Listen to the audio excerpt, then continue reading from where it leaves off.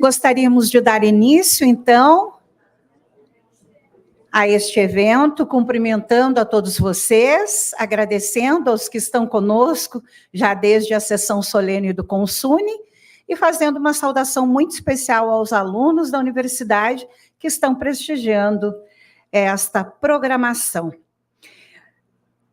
Dentro de instantes, então, nós teremos a palestra desta aula magna do Simpósio Internacional de Nefrologia da Universidade de Caxias do Sul. Este evento está começando no dia de hoje, mas ele vai se estender até a sexta-feira, dia 1º de novembro. Nós vamos iniciar acompanhando a exibição do vídeo institucional aqui da Universidade e, na sequência, então, daremos continuidade.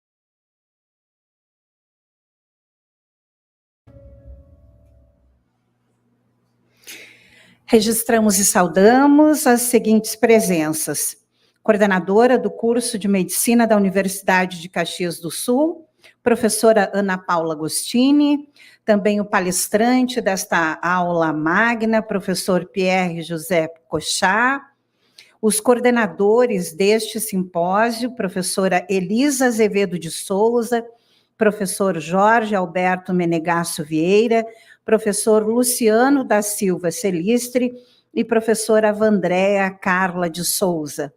Nossa saudação ainda aos gestores, coordenadores, professores, alunos da universidade, enfim. Sejam todos muito bem-vindos. O Simpósio Internacional de Nefrologia tem como objetivo explorar os desafios enfrentados pelo Sistema Único de Saúde, o SUS brasileiro, ao longo dos últimos 20 anos, no tratamento e manejo das doenças renais, com foco na realidade nacional e nas perspectivas futuras.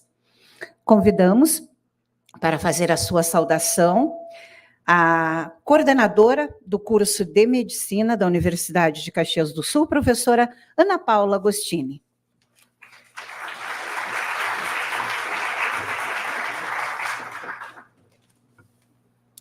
Boa noite a todos. Ilustríssimo professor Pierre Cochá, parabéns pela sua honra, né? Nós nos enaltecemos muito com esse título. Professor Luciano Celistre, professora Vandréa, professora Elisa, professor Jorge, muito obrigada por essa oportunidade.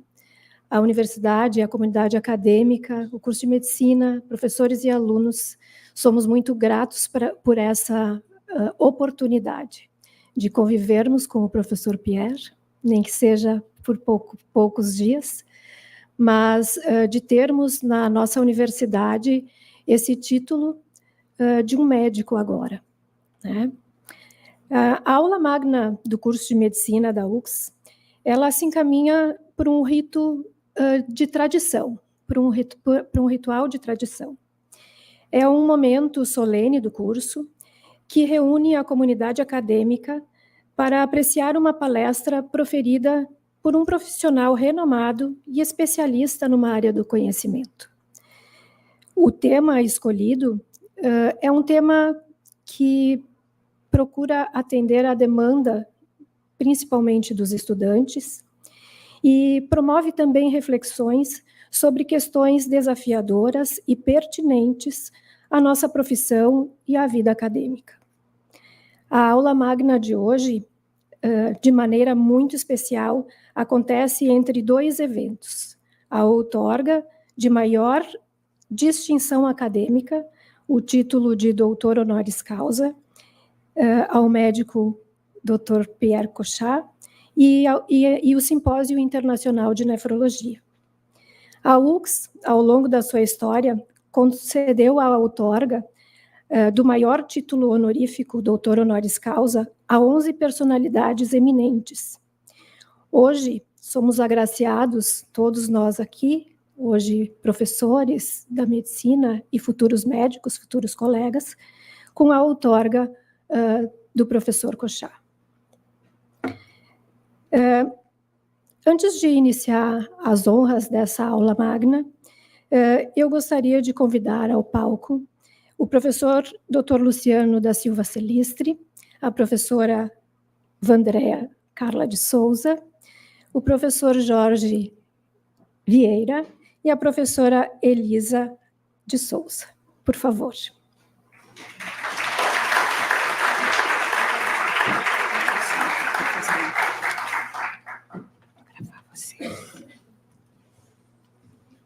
Queridos professores, é com imensa alegria e satisfação que nós homenageamos, em nome, na minha pessoa como coordenadora do curso, representando os professores e os alunos, em nome da comissão organizadora desse congresso, nós temos uma homenagem ao professor Luciano da Silva Celistre, pela sua dedicação a todo esse tempo de ensino, de educação, de aprendizado dos alunos conosco. Eu vou pedir ao Jorge que faça a entrega dessa homenagem para o professor Celistre e que a professora Elisa entregue para a doutora Vandréa, porque atrás de uma pessoa tão nobre, tem outra que também tem esse suporte e se parece. Parabéns.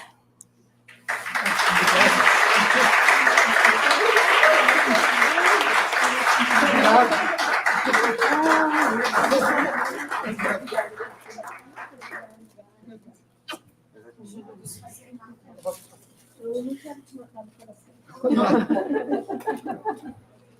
Ah, mas sim. Obrigado.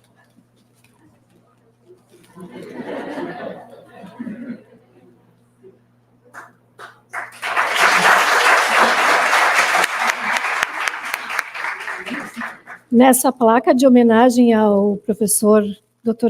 Luciano, tem o seguinte dizer: ao professor Dr. Luciano da Silva Celistre, em reconhecimento à sua trajetória acadêmica e científica na Universidade de Caxias do Sul, sua paixão pela medicina baseada em evidências e seu zelo pela ética e pela moral inspira a todos nós.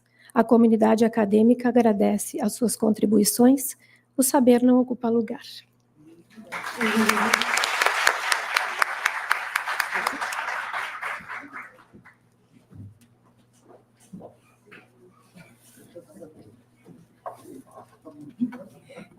Eu vou pedir ao professor Luciano para que já fique aqui no palco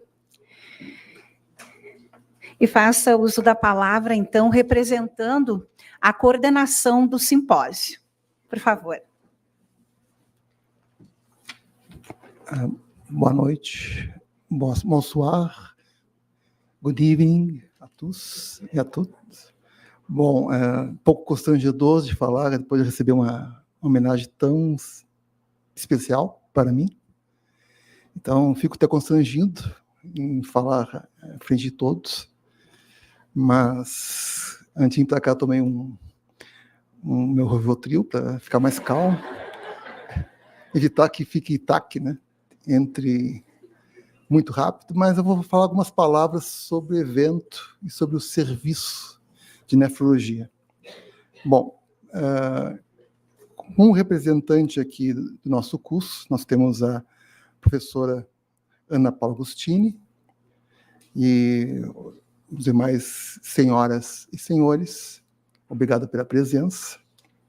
Nós estamos aqui reunidos para celebrar a trajetória e o legado do Serviço de Nefrologia do Hospital Geral de Caxias do Sul, inaugurado em março de 2004, 6 anos após a fundação do hospital, e aproximadamente 27 anos da formação do curso de medicina nessa universidade. A Faculdade de Medicina da Universidade de Caxias do Sul, junto com o Hospital Geral, são unissonos, são uma única alma que promovem o avanço significativo na saúde pública da nossa região. Esse esforço conjunto impacta não apenas a região nordeste do estado, mas todo o estado, preenchendo uma lacuna essencial. Por décadas, nossa cidade, nossa região, a segunda maior aglomeração urbana do estado, careceu de um serviço dedicado exclusivamente ao atendimento pelo SUS. Não posso deixar de recordar o envolvimento dos antigos diretores. Aqui, infelizmente, o professor Darcy teve que sair, que nos convocou no início de 2003 para discutir os desafios de fundar o serviço. O Serviço de Nefrologia, com sua criação, consolidou o compromisso do Hospital Geral em oferecer atendimento terciário, como preconizado nas portarias ministeriais. O Hospital Geral, atualmente e sempre, enfrenta dificuldades financeiras, como o Hospital 100% SUS, mas supera diversas barreiras. E hoje é um centro de referência em alta complexidade nas áreas de intervenções cardiovasculares, cirurgias cardíacas, oncologia e, quiçá, no futuro próximo, transplante de órgãos. Isso tudo também tem graças ao suporte do Serviço de Nefrologia, que sem ele, pelas portarias ministeriais, não poderiam existir. Mas queremos destacar no nosso Serviço de Nefrologia, do Hospital Geral e da Universidade de Caxias do Sul. São uma única entidade. Não existe duas entidades. A qualificação profissional composta por 5 nefrologistas, adultos e 3 pediátricos, todos com certificação pelo CRM e especializações adicionais além da nefrologia. Cerca de 5% possuem mestrado, 25% doutorado e 10% pós-doutorado. Além disso, contamos com uma equipe interdisciplinar e multidisciplinar, que integram profissionais da enfermagem, serviço social, fisioterapia, terapia ocupacional, entre outras. Entre atendimentos e eficácia, em 2023, realizamos mais de 4.000 atendimentos ambulatoriais nefrológicos e acima de 20.000 sessões de hemodiálise, com custo inferiores a uma das referências do Estado, que é o Hospital de Clínicas de Porto Alegre, mantendo padrões de excelência. Na pesquisa e na contribuição acadêmica, temos, nossa equipe, publicado em torno de 60 artigos no PubMed, com fator de impacto em torno de 3 ou mais.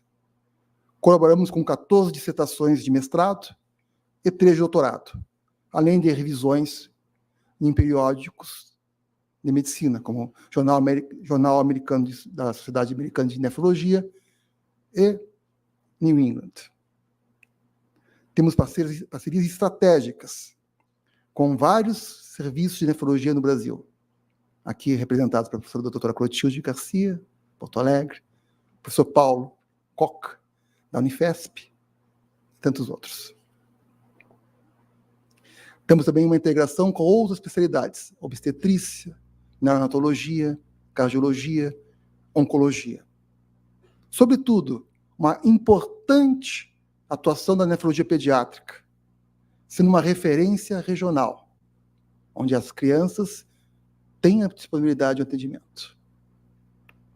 Infelizmente, atualmente a região, com uma população aproximada de 1 milhão de pessoas, carece de vagas de terapia substitutiva renal, com apenas 180 vagas para SUS e convênios. Estamos muito longe das recomendações da OMS, que indicam 400 a 500 vagas por milhão de população. Isso reflete urgentemente o investimento, tanto da saúde complementar e, sobretudo, da pública. Em relação à medicina francesa, no Brasil, nós temos uma grande conexão. Essa conexão, principalmente com Lyon, tem valor histórico para nós, profundo, refletindo as contribuições de figuras eminentes na prática clínica. Citamos, por exemplo, François Rabelais, médico, humanista, também foi um grande literato do Renascimento francês. Em sua obra Gargantua e Pantagruel, utiliza humor e crítica social para abordar temas como educação, justiça e poder, defendendo o pensamento livre no século XV, XVI, e desafiando as instituições da sua época, como a monarquia e a própria universidade.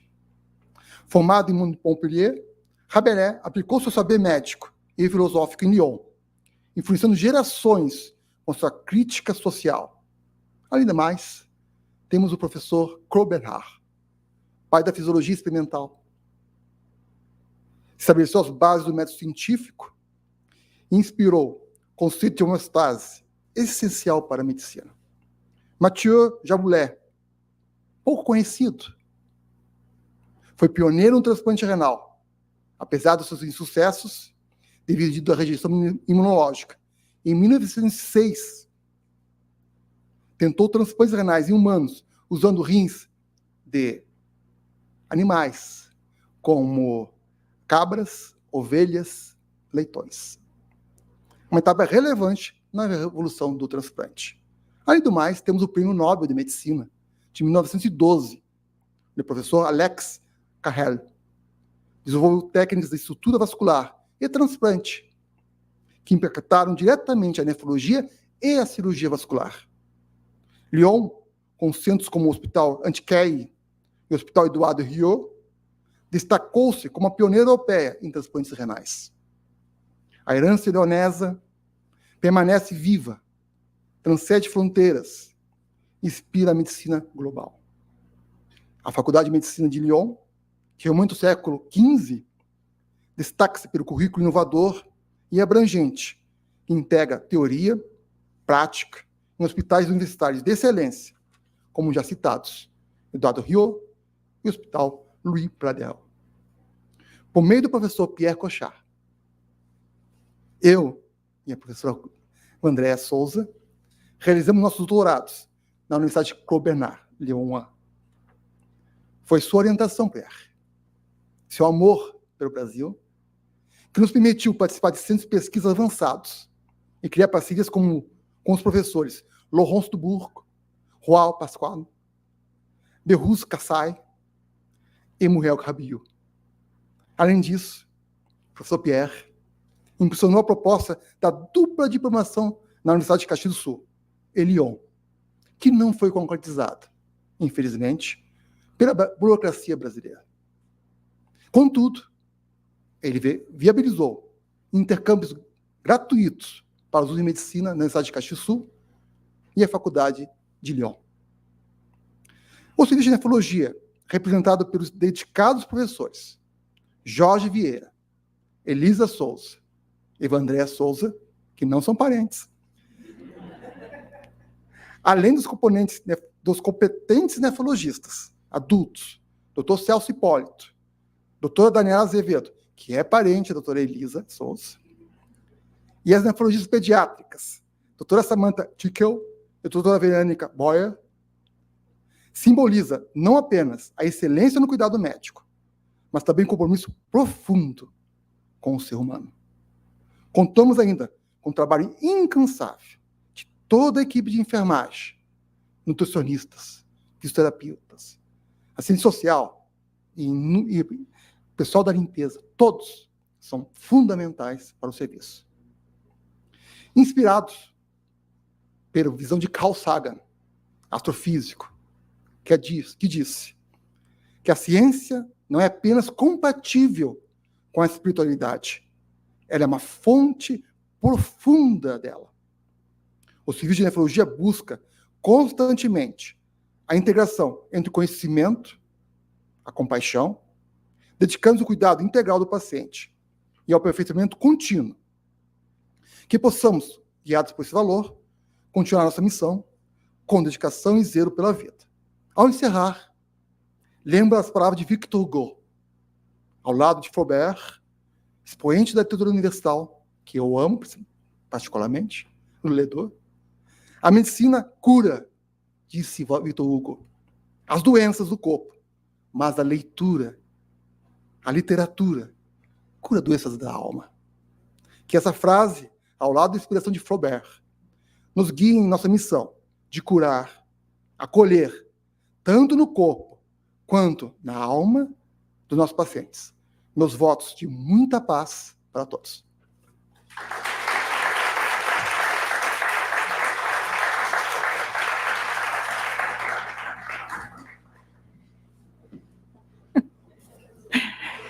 Agradecemos as manifestações das autoridades e passamos, então, ao segundo momento da aula magna, que compreende a palestra do professor Dr. Pierre-Joseph Cochat, da Universidade de Lyon, na França. Professor Pierre Cochat é um renomado médico francês, especialista em pediatria, nefrologia e puericultura. Formado pela Universidade Claude Bernard Lyon, ele obteve seu doutorado em medicina em 1985. Cochat tem uma carreira extensa e distinta, incluindo a criação e liderança de importantes serviços médicos, como o serviço de nefrologia. Também diálise e transplante renal pediátricos no CHU de Lyon. Ele também foi chefe de diversos departamentos e fundou o Centro de Investigações Clínicas Pediátrico, EPICIM, em Lyon. No âmbito acadêmico, Cochat foi professor emérito da Universidade Claude Bernard Lyon, vice-reitor e reitor da Universidade de Lyon, e liderou o Comitê de Coordenação dos Estudos Médicos. Suas contribuições para a medicina incluem a publicação de 488 artigos, 132 capítulos de livros e a apresentação de mais de 500 conferências em diversos países. Ele também foi presidente de várias sociedades médicas, incluindo a Sociedade Internacional de Nefrologia Pediátrica. Cochat recebeu várias distinções ao longo de sua carreira, como o Ira Greifer IPNA Award, e títulos honorários de sociedades médicas em diversos países. Atualmente, ele é membro do Colégio da Haute Autorité de Santé na França, onde preside a Comissão de Transparência e é vice-presidente da Comissão Técnica de Vacinações.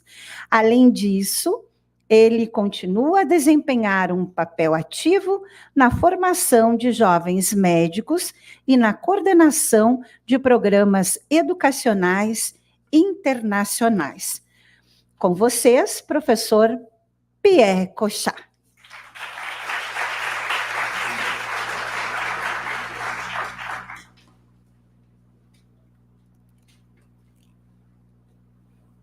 Vous m'entendez? It works? No? I think it's better. O senhor quer falar de lá? Okay. It's okay. Thank you very much for this nice introduction. Thank you very much, Luciano and Vandrea, for inviting me for this speech. And I'm very happy to see many students because I think this topic would be interesting for you. Luciano asked me to speak about all medical studies from first cycle to PhD in France and all European countries. It's a big challenge, so I couldn't do everything. And of course, I will focus in France and then on some aspects of pediatric training. I'm sorry, I'm a pediatrician, but the model, it's a good model because it's the same for many other specialties in Europe. In Europe, the first step, that is the first and second cycle, are not common at all. It's different from one country to the other. There is a general philosophy, but the program and the way of training, the way of studying is totally different, even if the result is the same. But it's common after that.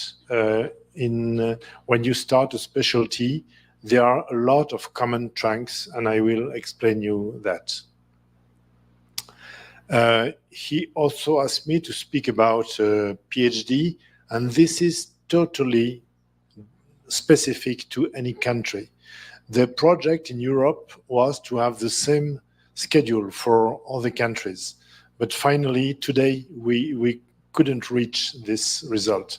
So I didn't develop a lot this PhD step, but maybe you will have very specific questions about it. So in France, we have very recently a very important revolution in medical training, very important. You will see that it started 2 years ago, so it's very recent. We have no experience at that stage, so maybe you will find there are good ideas, but I cannot say if these ideas are good or not, because we need more follow-up. So if you look at the overall, oh, good, pointer, fantastic. The overall studies, you have a first common year to, what's the name, midwife studies, medicines, odontology, and pharmacy, dentistry and pharmacy. And you see that the duration of the studies is 5 years. We will focus on medicine, of course. For medicine, you have a first cycle here, and the second, the two first cycle are included here, and this is the third cycle, starting from 3 years to up to 5 years, according to the specialty. And it's a little bit common for dentistry and also for pharmacy. If you have questions about dentistry and pharmacy, I can tell you also about it, but I will focus on medicine. So coming back to this schedule, you have a first year, but you see, these are French acronyms, and it means that you have two kinds, and this is very important, two kinds of access to medical school. The first one is conventional medical school, that's it. The second one is everything. You can enter medical school by any kind of preparation within the same university. It works within an university. So it means that in Caxias, in this university, you might come from biochemistry, from geology, from philosophy, and you can enter medicine, but on very specific conditions. And I will explain you these conditions. And after this first year here, you have the first cycle, which lasts for 2 years. During this first cycle, it's mainly a theoretical approach, I think like here in Brazil. And during the second cycle, you have 10 different training periods in the hospital, 25 hospital guards that you must have. And at the end of this second cycle, you have a very important step, which is the intern board competition with 2 groups of exams. The first one is only theoretical about knowledge, medical knowledge, and the second one is supposed to be practical, but it's only based on simulation. It's a simulation concourse. And after that, according to your ranking, you can choose the specialty and the city where you will train. Because, for example, Paris is very prestigious, and Lyon as well, of course, more than Paris. And people can choose the first ranked can choose Lyon and Paris, and the last ranked will go to very small university hospital centers. You even don't know. So this is the global philosophy. So now I will explain this new way of starting the medical classes. The first, I will start with the easiest, which is on the right part. The pass access is like here in Brazil, that is medical studies with conventional medical studies. But you see this square here, you have the name is minor discipline. It means that all the medical students must choose something else. They can choose geology, they can choose philosophy, they can choose Brazilian language, whatever. If there is Brazilian language in the university, it's possible. But they must validate this exam as well as the medical exams. On the other hand, you can access medicine through bioscience, geoscience, physics, chemistry, etc., which is within the university. But you also have to have a minor specialization in health, and you must validate everything. So you have two way of entrance in the medical school. And by the way, the students at the end of the second year, which means that you have had this first year and then a common second year, the results are totally comparable, because those students who come from this access, from this unconventional access, are highly motivated, because they have to do this discipline plus a lot of health teaching. And those who succeed this first step are the best. So I think it's a very good way of selection. And by the end of the second year, as I told you, the results are 50-50. So it shows that these two kinds of access is feasible. And the idea, the basic idea, was to give a lot of open-minded approach to medical studies. And I hope, I cannot say now it's a success. It would be unfair. But I personally, I'm convinced it's very good. And then I will show you other way of open-minded. During medical school, at any time, you have the possibility to have a double curriculum between medicine and science. Now I speak after the first year. And this is for a limited number of students. It can be local, regional, or national. And these are the options: scientific curriculum inside the medical faculty, a scientific curriculum inside the university for basic science, research school, specific research school, like FAPESP here in Brazil, double curriculum with various engineering with high schools for engineering, double curriculum with various industry high school as well. These are double courses. And we can also create individual double courses like military courses. It's very successful because in Lyon we have a national military school, military medical school. So it's an option. But in any place in France, you can have a medical military courses. You can combine medicine and music conservatory, medicine and law, history, etc., medicine and high-level sport. We had a lot of students doing high-level sport.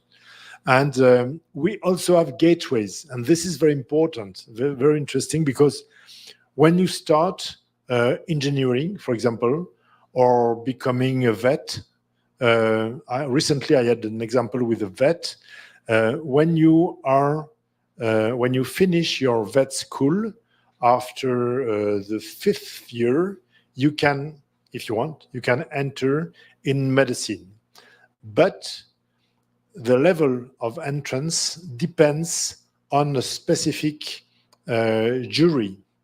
It means that there is an interview and a test, written and oral test, and according to this evaluation, this individual evaluation, you can enter either in 2nd year of medicine or up to 4th year of medicine. Depends on what you did before. So you see, there is a big variety of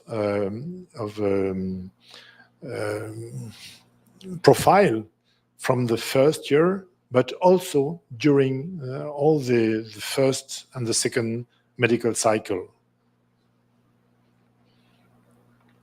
And the idea is to build a health professional that is not only a technician, not only a scientist, but also a humanist, a person who is able to understand other persons, to understand society, to understand a lot of things.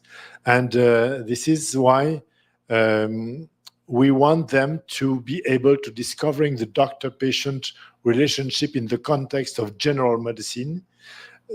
All our students are shaped for general medicine, and then they choose. But the basic profile is general medicine. They have to understand the concepts of ethics and professionalism, understand the place of general practitioner, within the health system. Sorry, I'm a pediatrician.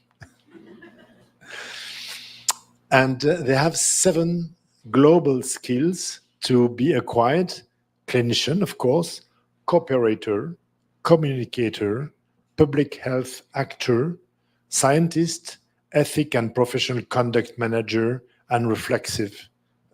All has the same importance. And there are skills for assessing the clinical examination stimulation with standardized objectives. The name is ECOS, and this is the kind of exams they have to pass at the end of their 2nd cycle training. We also provide a health service by health students, and this is a very interesting thing. All the students in health, not only in medicine, for midwives, for dentists, for nurses, all together, they do groups of 2 people from different origin. That is, one from medicine, one from dentistry, one from pharmacy, one from nurse, etc., etc. Always 2 people, and all these couples coming from health training have to teach prevention in schools, and they are trained for that by specific people, and they go to school and teach prevention. I don't know how it is in Brazil, but in France, the average level in terms of prevention is very low, is awful. So we really want to improve all the preventive measures, and this was one way to do that. And the goal for the health students was to become a prevention actor. And for example, in Lyon, we have 2,700 health students doing that every year. And by this way, we could train 6,400 pupils. And it's a national obligation. They are also trained in a lot of life-saving actions, but I think it's the same here in Brazil. We also want to promote and develop all the educational commitment all together. That is, they have an optional teaching unit. They have also tutoring for younger students and promoting co-working, just to help them working together at different levels. Of course, they are open to international mobility. And in Europe, we have a specific program, which is the Erasmus program, which facilitates exchanges between the countries, the 27 countries of the European community, but they can go anywhere. They can come to Brazil. I think you already had students from France here. They can go everywhere, but the problem is that if they want to come here to Brazil, they have to organize their stay here, and they have to organize the convention between our university and the Brazilian university, who will host the student. They are also open to social responsibility in health, and we have some free optional teaching credit. I don't know if you have that in Brazil. They must have optional credit, but it is optional, so they can choose which option. And there are 2 optional credits in that field, one emergency social service and another one with social responsibility in health. They are also, of course, open to environmental and ecological responsibility. And there is a free optional teaching credit also in several medical schools, but there is also a national teaching program in this way. And we also really want, and this would be good following the talk of Luciano about art, about social science, art, and there are also free optional teaching credit for music, for medicine, for theater, etc., etc. And this, the first one, between medicine and neuroscience, is very popular. We have a lot of students doing that, coming from medicine, coming from basic neuroscience, and coming from the music education. So it's a very interesting group. We also have an international program of medicines and humanities, and this has been built in connection with Ottawa, Canada, and Shanghai, China, for a contract from 2017 to this year. And you see that we could exchange many students in these 3 universities. Then there is the access to the 3rd cycle, that is becoming a cardiologist, becoming an endocrinologist, becoming a neurosurgeon, whatever. So they have a very important step I spoke about before, which includes theoretical knowledge, practical knowledge, and parcours means what they did outside medicine. And in terms of parcours, for example, it is, did they work during summertime, and which kind of work? Is this work proven, etc.? But you can work in a bakery or whatever, but you have to work full time in order to access the population. independent of medical access. This is very important. And you see that this is 10% of the final note, 30% for this simulation process, and 60% for basic theoretical knowledge.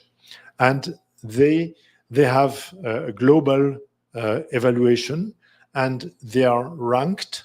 And as I said before, according to this ranking, they can choose the city and the specialty. And I have a son who has just passed this step and is waiting for the two others, and he's afraid. So in the third cycle, as I said to you, it lasts from 3 to 5 years according to the specialty.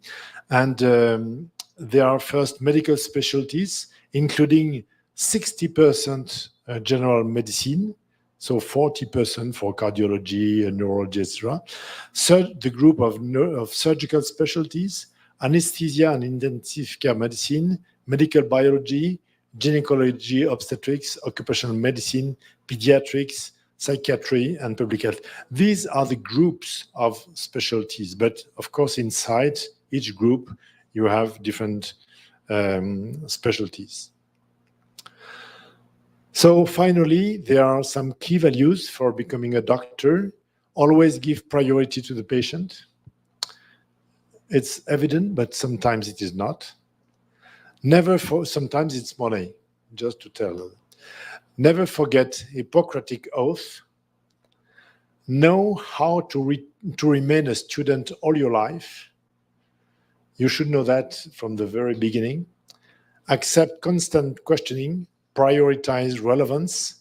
Always link clinic and science. Build difficult decisions. Combine rigor, curiosity, and modesty. And prioritize respect, kindness, and empathy. I think that this is the message to become a good doctor, but I'm sure everybody here has this message. So that's it. Maybe you have questions about this first part, because then I will speak about the postgraduate training with the example of pediatrics. Do you have questions or comments about that? Okay, so I will move to the next step. I will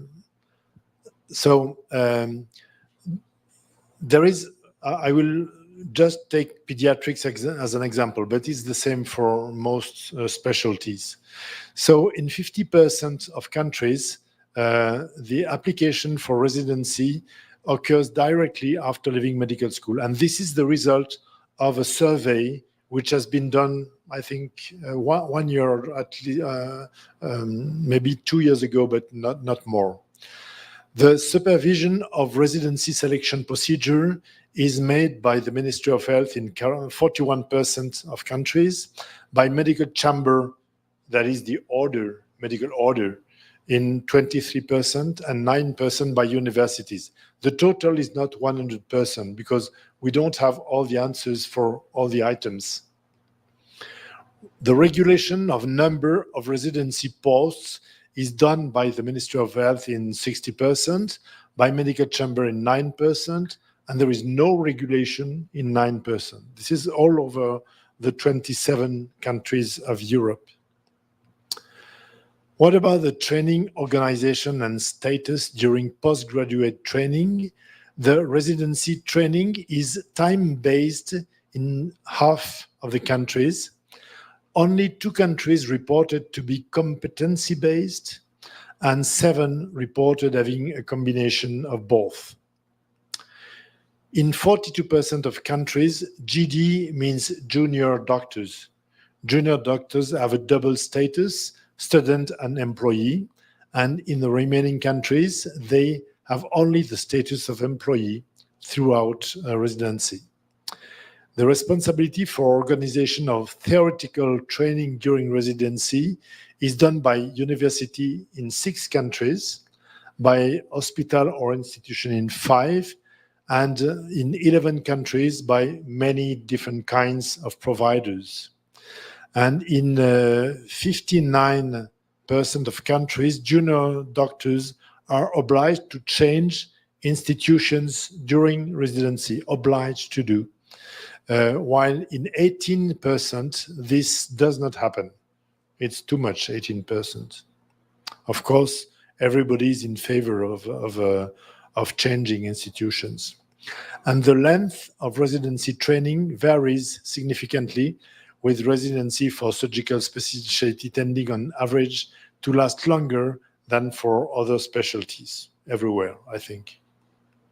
What about quality assurance and assessment during residency? The supervision of residency quality is under the responsibility of medical chamber or council in 43%, under the Ministry of Health 18%, and universities only 18%. The assessment during residency programs is present in the majority of countries, but 4 countries don't report assessment during residency.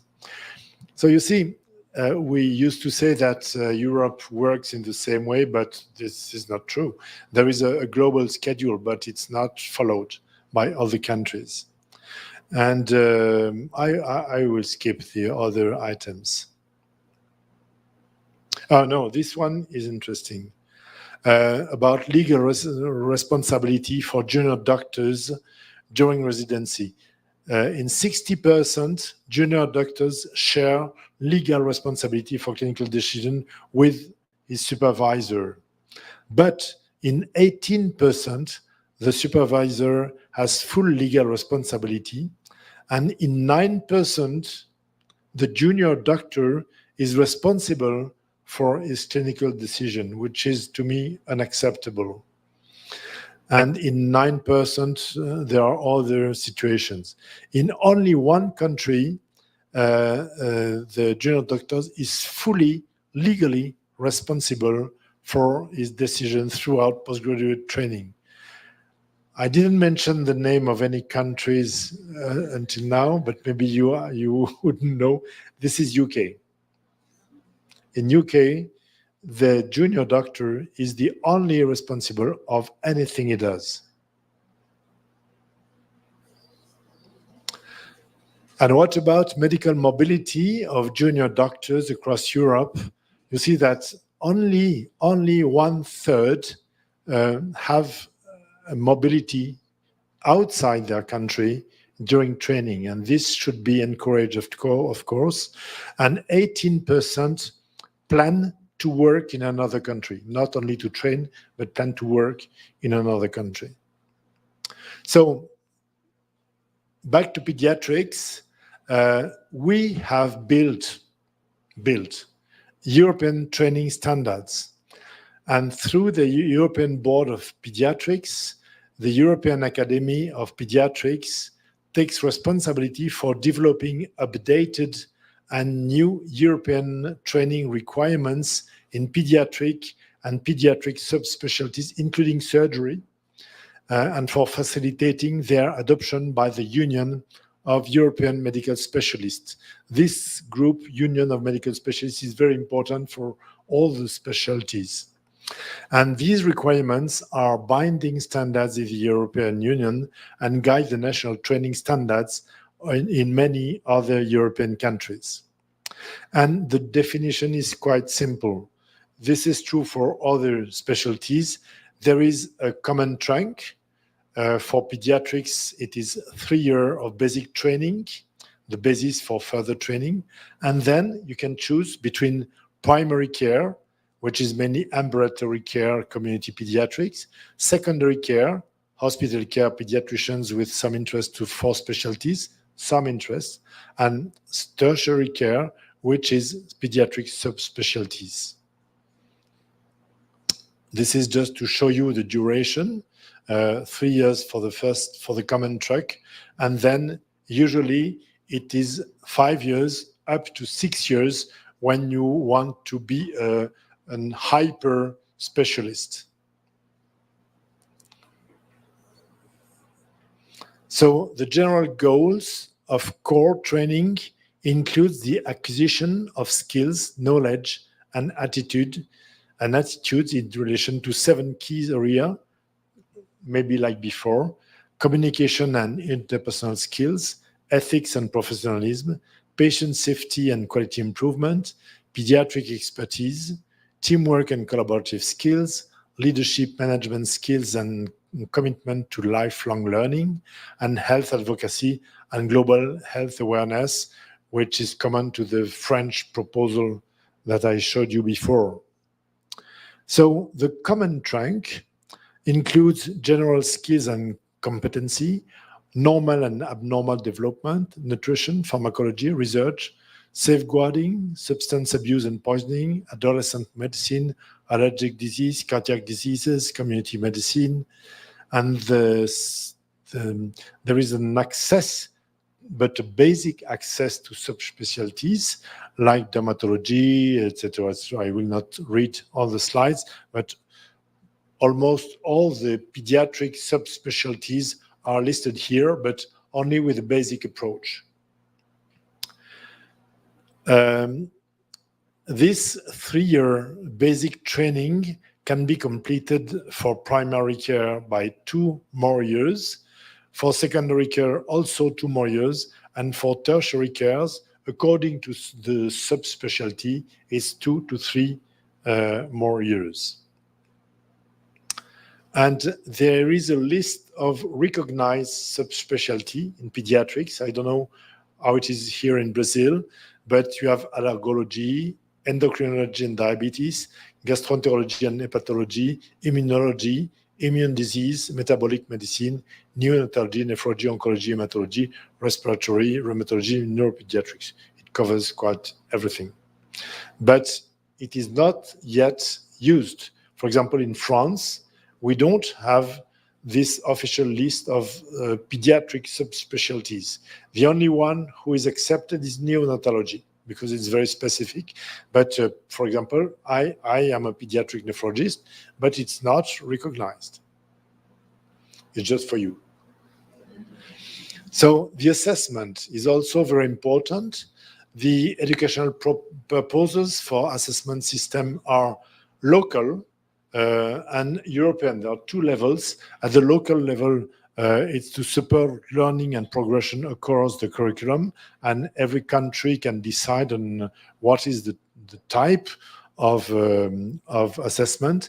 And there is also an assessment at the European level to assess the level of competence at different stages in that progression. And the assessment consists of a written MCQ examination organized at the European level, and the next one will be on November 19, but it's not mandatory. You can be a pediatrician and even a pediatric subspecialist in France without this assessment. Third, they need a logbook of knowledge, competence, and skills. And there are other assessment tools, including a lot of different tools, and only one can be selected. And they also need a formal letter of recommendation. I think it's important to know what was the feedback about their training in any places where they have been trained. And I think that I will stop here because I have some details about Romania and about Lithuania, but it's not very specific. And I want to thank, I asked many people to give you these informations, and this is the list of those people who helped me to do that. Thank you very much.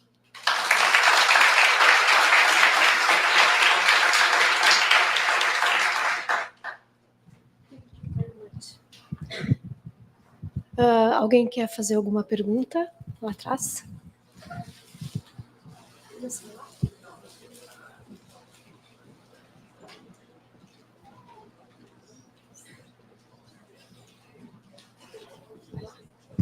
Good night. The question I have for you today is, I want you to tell us about yourself. I mean, who you were as a young man and how all of these that you explained to us today, how all of that helped you to be the person, the man, the professional you are today. Interesting Very question. difficult question. You have how many hours? Thank you for the question. I don't know. When I started medicine, I wanted to be GP because I lived in the profound countryside, and the house of my parents was in the middle of farms, and I knew better cows and sheep than people in the street. So it was a difficult beginning. I came to Lyon, but I still wanted to come back to the countryside and be a GP. My only view was being a GP. But then when I studied medicine, it's really, really, really very interesting, very open-minded. And I wanted to be surgeon. But I was disappointed because not by surgery. I love surgery. But I was disappointed by the way of approaching the patients, because surgeons, like anesthesiologists, like radiologists, spend a few time with the patient, and that's it. And I discovered at that time that I loved chronic diseases. So that was the first step. And then when I passed the internet examination, I hesitated between two specialties, pulmonology and pediatrics. But that's it. And at that time, in France, we had to have a military period. And I decided to go very far, and I went to Sahara in the south of Algeria, and I spent 1 year and a half there, for exactly 14 months. And I discovered medicine without any information about all what I did during 6 years. I started from zero. I had no examinations, no biology, no radiology, no immunology, nothing. I have just my hand, my nose, and my ears, and that's it.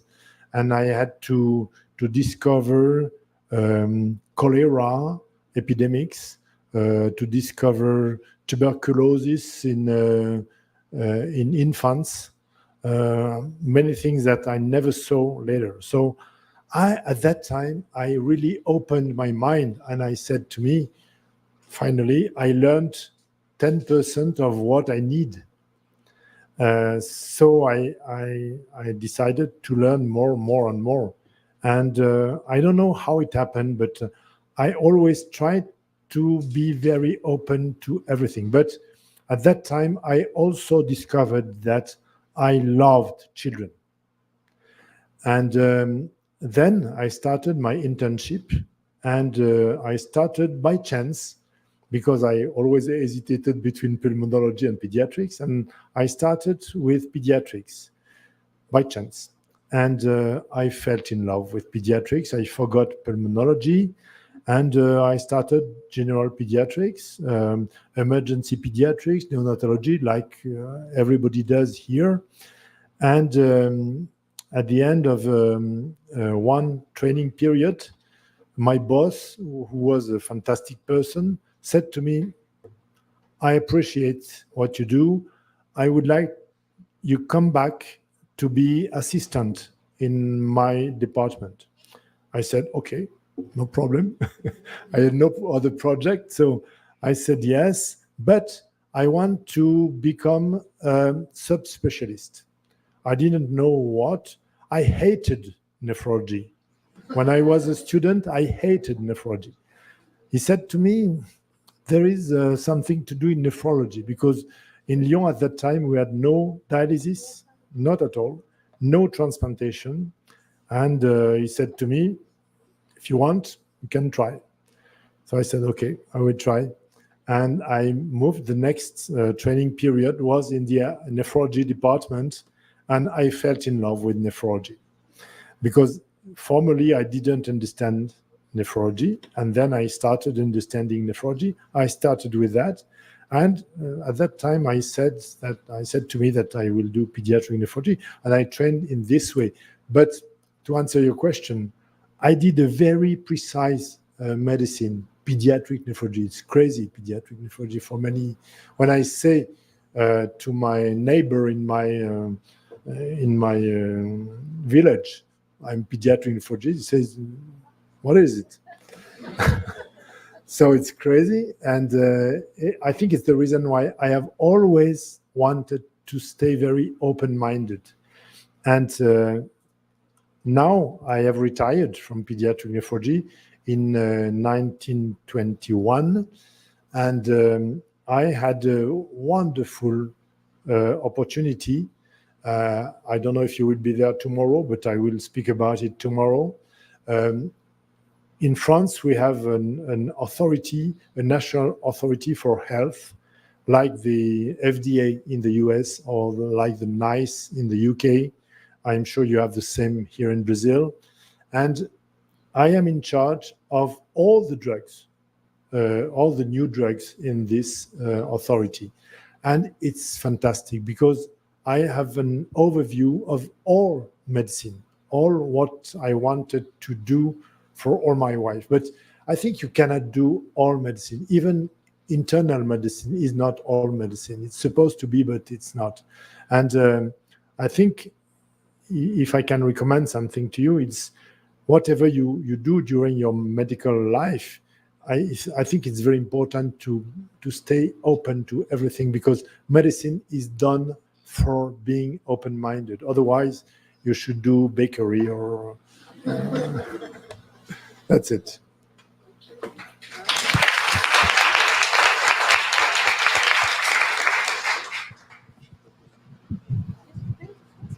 Bom, Pierre, I have a question for you. We've seen a decrease of interest of medical students in pediatrics here in Brazil. It's happening for some time, for some years, and I've been teaching and seeing many people doing orthopedics and dermatology, but saying no about pediatrics. What about in France? The same. Is the same crisis? In Europe, it's the same. I think the reasons are very simple. Pediatricians work a lot, and they are poor people. I think if you speak with the students, I have one at home now, and he doesn't want to meet pediatrics for other reasons, because he doesn't like the pediatric approach. But he says to me, it's crazy. You have a lot of duties, you have a lot of guards, you have a lot of work, you have to take care of the children, of the parents, of the grandparents, of the cousins, of everybody, every week, every day, 24 hours. So they don't want to do that. They prefer to do dermatology, plastic surgery, for other reasons, which are very well known.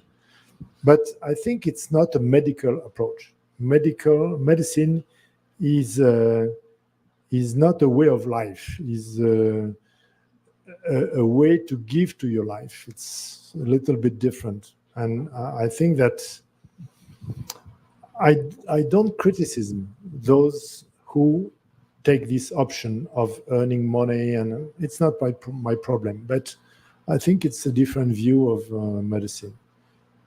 I like this wide view of medicine, so pediatric is perfectly adapted to that. But to answer your question, we have the same problem. We have very few, so that it's a vicious circle, because since we have few pediatricians, we open our positions to people coming from other countries, but these people coming from other countries leave their pediatric positions in their own countries. Maybe they fulfill our few positions which are empty, but it's a vicious circle. I think the only option would be to increase the cost, the price of pediatric consultation. But is it a good solution? I don't know. I'm not sure. So I agree with you, but I have no solution, and I'm depressed with this. I really agree.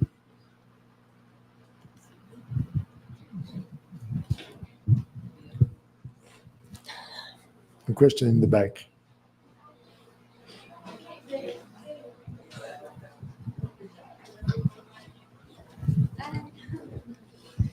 Oh my God, now I'm nervous. So hi. First of all, it's a pleasure to hear a lecture today here. Thank you. So my question is a little bit more technical.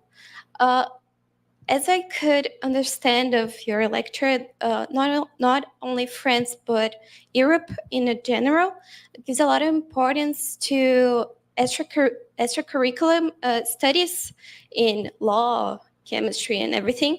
So in case in the future we want to do an internship in Europe, I want to ask you advices so we can improve our curriculum so we have better chances to maybe go to France and other places.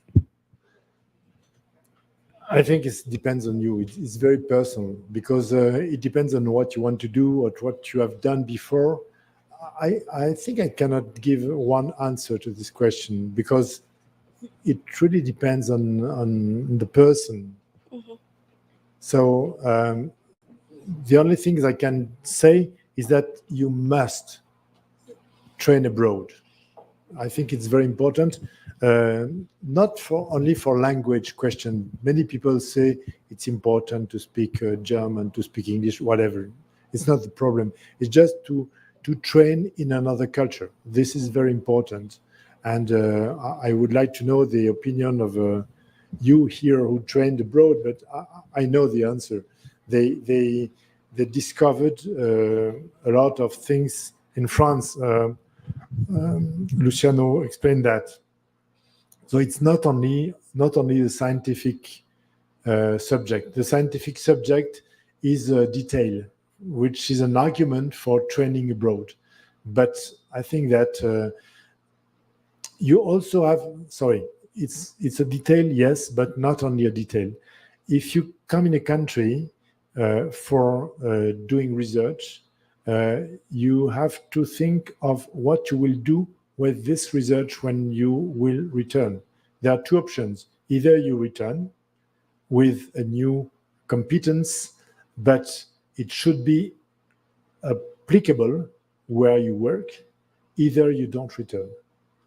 And I don't know the percentage, but I think that at least 25% of trainees don't return in their country.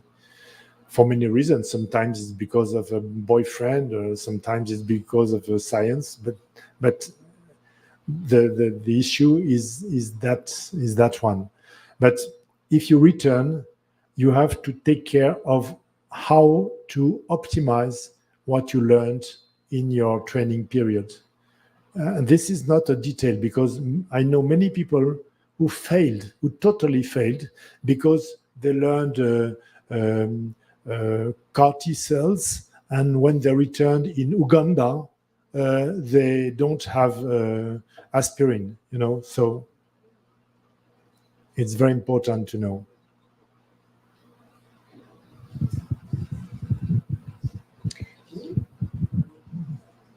The last one.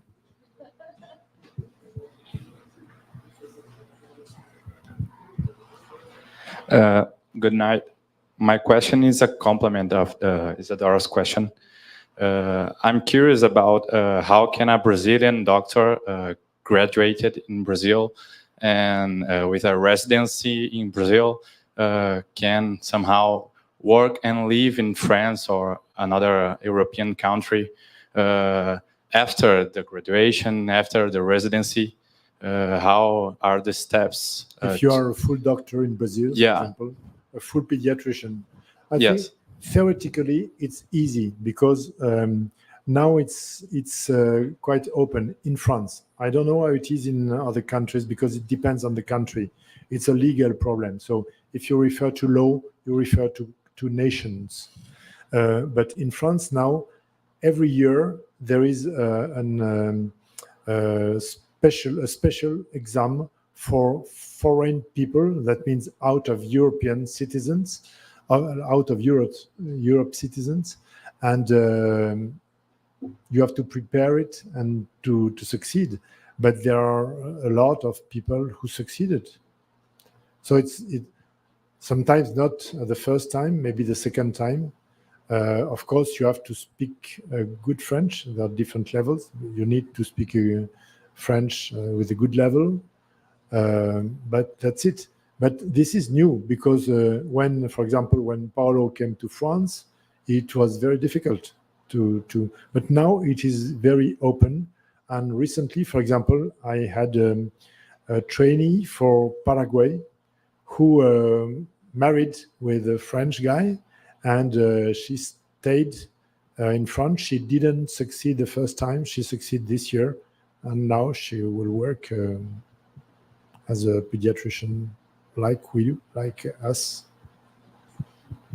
Okay, thank you. But there are few people because many people think it's very difficult. Honestly, I don't think it's difficult now. It depends on your willingness to succeed, because I think for foreign people the exam is difficult. It covers everything, and you must work a lot before passing this exam, and then you have to get a level in French, and that's it. I think I don't know the rules in other European countries, but the philosophy is the same. The philosophy is the same. You can go, but you have to pass an exam and also have a language level. Thank you.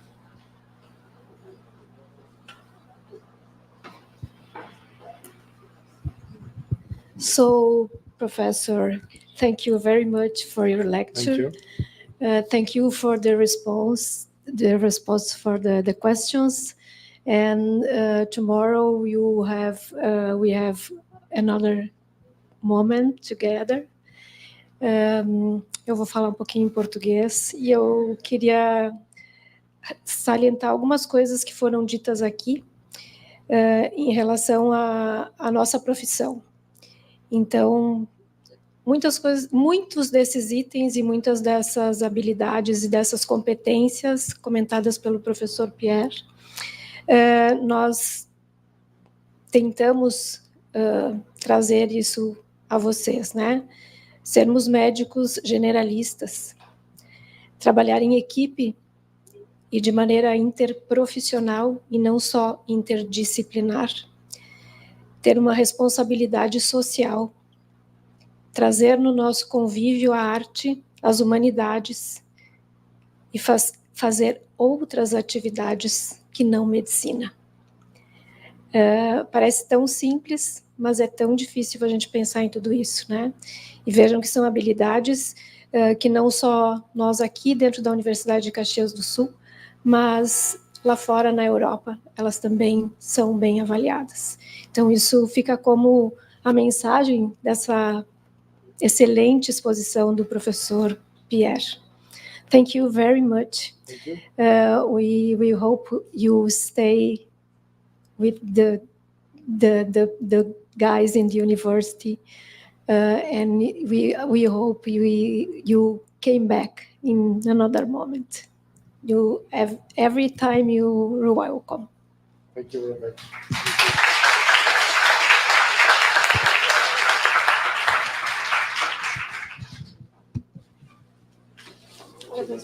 Your kind words. Thank you.